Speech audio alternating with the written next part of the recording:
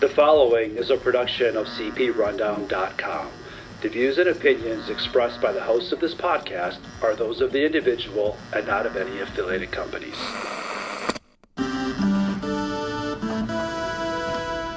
Ladies and gentlemen, welcome to the Rundown on Fun, a weekly podcast covering the Six Flags Entertainment Corporation, the amusement industry, and everything to do with fun. Here are your hosts, Carsten Anderson, Evan Schultz, and Kyle Hu.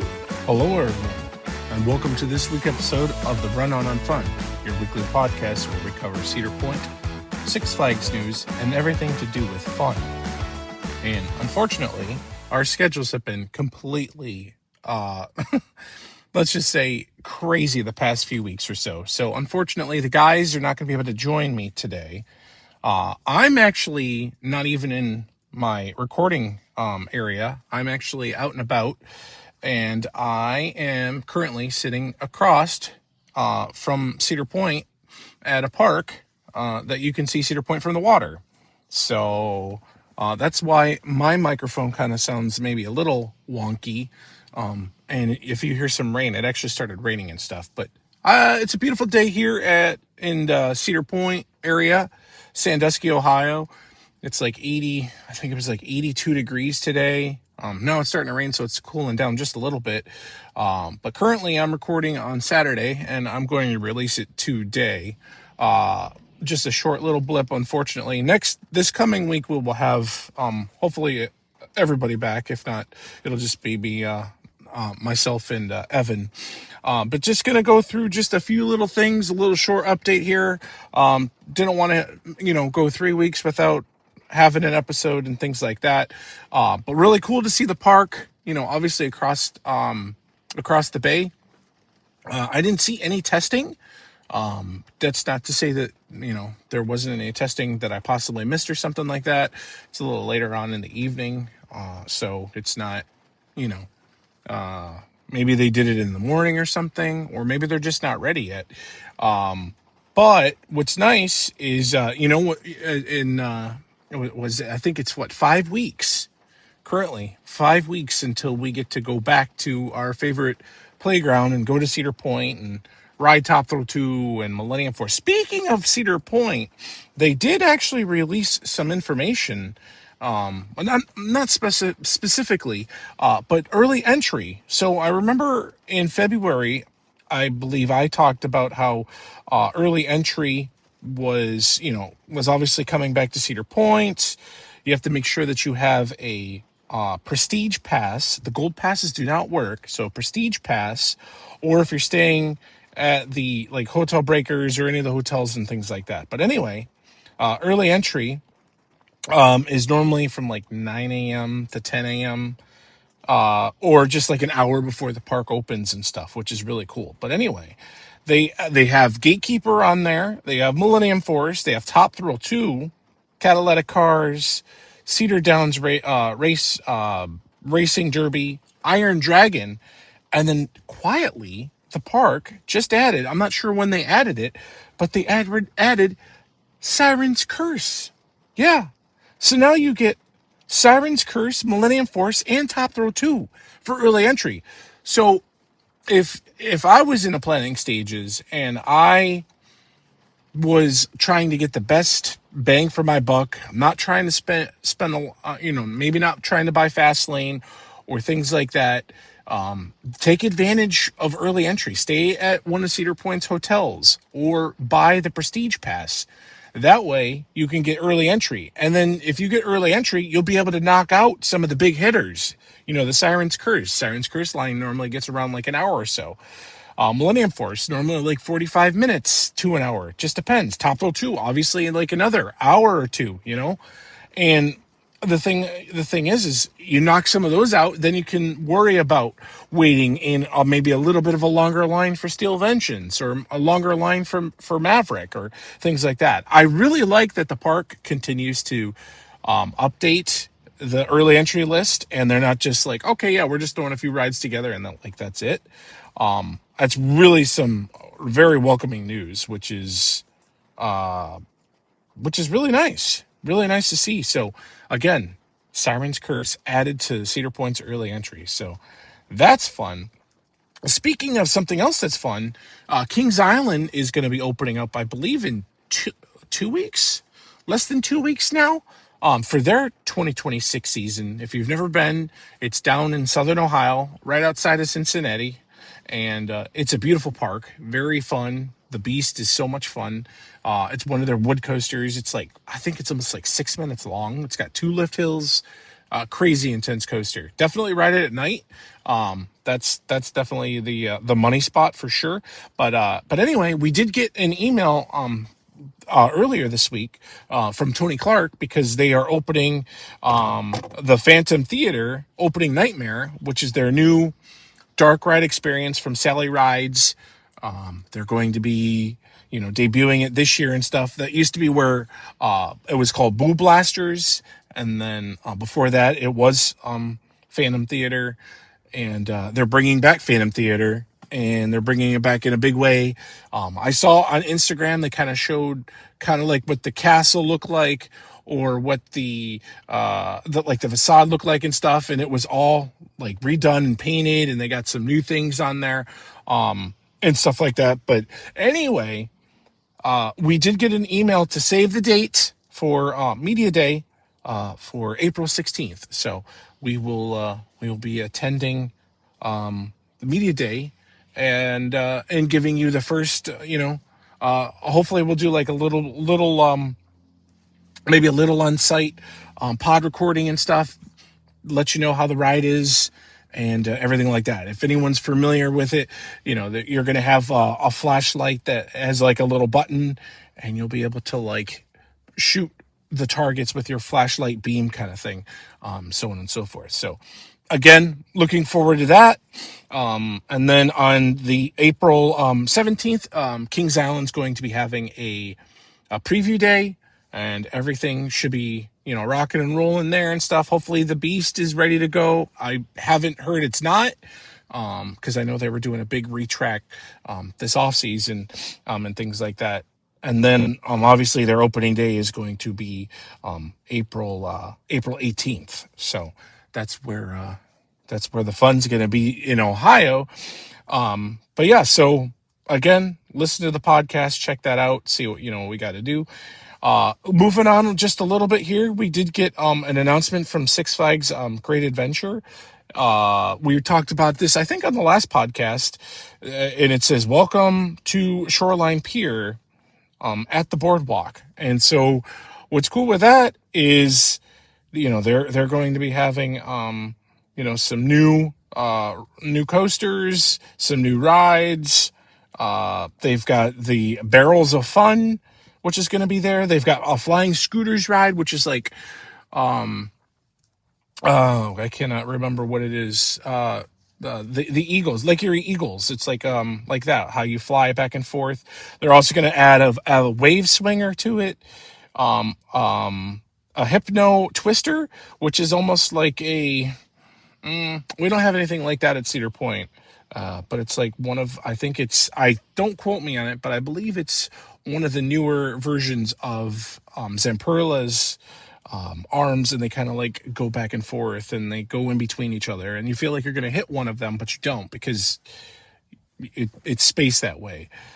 They're also going to have a Super Roundup, which is almost like a modern version of what the Rotor used to be, which is pretty cool and stuff.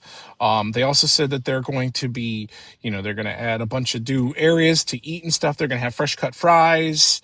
They're going to have Jersey style disco fries topped with melted mozzarella and rich brown gravy. That sounds really good. That almost sounds like poutine. And then they're also going to have classic corn dogs and signature corn dogs and stuff and everything like that. And they're also going to have some hot honey stuff too, which is cool. They're going to have some funnel cake creations with triple blueberry and Roundup Hoioli cannolis. They're also going to have chocolate dipped fruit, which is cool. And it'll be like a grab and go kind of thing. So yeah, they're also going to be having the Boardwalk Nights at Six Flags Great Adventure. So they're going to have kind of like what Cedar Point does and stuff. They're going to have, exclusive merchandise. They're going to have music and lighting and all kinds of fun stuff like glow stuff and dancers and singers and acrobats and everything. So, I mean, I'm excited to see. I do know that there is a little bit of an update as well. The new coaster that they're building for 2027 has been taking shape, and they have just installed the first pieces for that. It's going to be, the track is purple, which is really cool. And I think we saw this weekend on one of the social media platforms. They have like a piece of track that seems to be, it looks like maybe it launches and then it goes up a little bit and then it starts to twist. And what's really cool on that inversion, I kid you not, this is the coolest thing. They have stators, aka like launch magnets, like what you see on like Top Thrill 2 or Maverick or stuff. So you're going to be launched like upside down kind of thing. I've never seen something like that. That's going to be really cool. I know a lot of people are upset, that obviously they took down, King Ka and stuff and everything like that. But, the park had their reason, and we don't know what that is, but it's cool to see that they're continuing to build and they're continuing to add things for instance, the boardwalk and, doing all that fun stuff and everything. So, by the way, the Barrels of Fun is a spinning family coaster. I totally forgot to say what that was. And it looks like almost like a Wild Mouse type per se coaster and stuff. Really cool though. Really cool to see. Like I said, it's nice to see that, the park is continuing to, the Six Flags is continuing to invest into it, which is cool. Also, another thing Six Flags just kind of teased a little bit on their social media was Montezuma's Revenge over at Knott's Berry Farm. It looks like that possibly might be getting close to getting teased to open. I did see track that was going in. I also saw pictures that there was launch stators again. The magnetic like launch and stuff, just like with Top Thrill 2. Those are getting installed too. So that is moving ahead and moving forward and everything. So again, very, very fun stuff. Also, we've got Worlds of Fun. They said that they're going to be doing a bunch of new addition to the for their new coaster that's going to be coming. I'm sorry, not new coaster, new revamped, I guess you could say, which is like the Timberwolf is going to return in June. And so that's exciting to see that they are continuing to move on with that project, because I know a lot of people have said, they did miss the Timberwolf. That was one of their wooden coasters, and stuff and everything. So they're moving forward with that.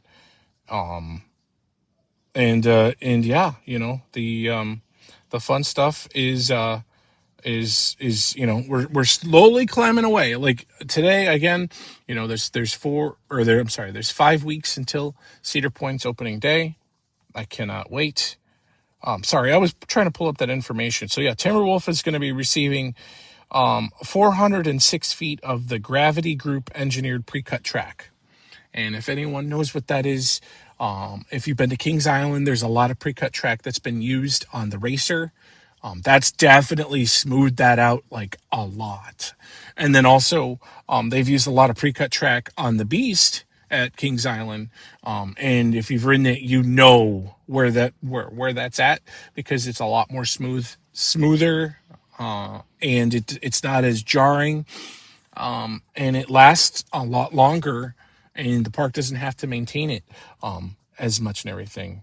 And then also they're going to be doing some more Titan track from Great Coasters International to Prowler.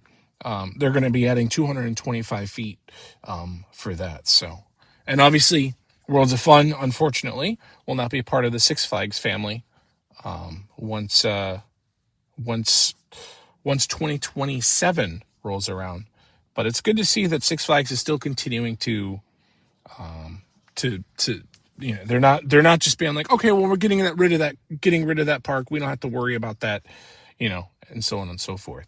I'm trying to think if I have anything else that I wanted to say. But again, I do apologize. It is an abbreviated episode. Unfortunately, I did see that, the if anyone is any crazy like Buc-ee's fans, Buc-ee's is like a kind of like a, it's a gas station, but like a big gas station. Like they've got like their own beef jerky section. It's almost like a deli section, but like it's beef jerky. You can pick out all kinds of different flavors, get how many pounds and whatever you want. They have like over 100 gas pumps. They've got a lot of cool merchandise that they come out with. They always have like the sandwiches and everything from there. It's like their brisket sandwiches and their breakfast sandwiches and things like that. Well, anyway, there's finally one that's coming to Ohio, and it's actually opening this Monday. Is their grand opening, and I'm super stoked by it. I know Evan has been to Buc-ee's, and Kyle loves Buc-ee's. If you ever around Kyle, make sure you ask him what he thinks of Buc-ee's and stuff, because he just absolutely loves it. Whenever we go down to the Daytona 500, there's a Buc-ee's probably like 5 minutes away or so. We always make sure that we go over there and go check that out. But anyway, yeah. So again, I apologize for the small podcast update. Unfortunately, like I said, the guys are not here. But we will be back if everything aligns and everything. We'll be back this coming week, and we'll release a full episode, and then we'll probably take a break, and then the next episode will feature Kings Island opening weekend, so on and so forth. But really appreciate you guys. Really make sure that you share this podcast with all of your friends, and make sure you rate us, and we will talk to you hopefully next week. Thanks, guys. Thanks for tuning in to the Rundown on Fun. Don't forget to follow us on social media for all the latest updates from Six Flags Entertainment. And remember, always be kind to your ride operators. See you soon.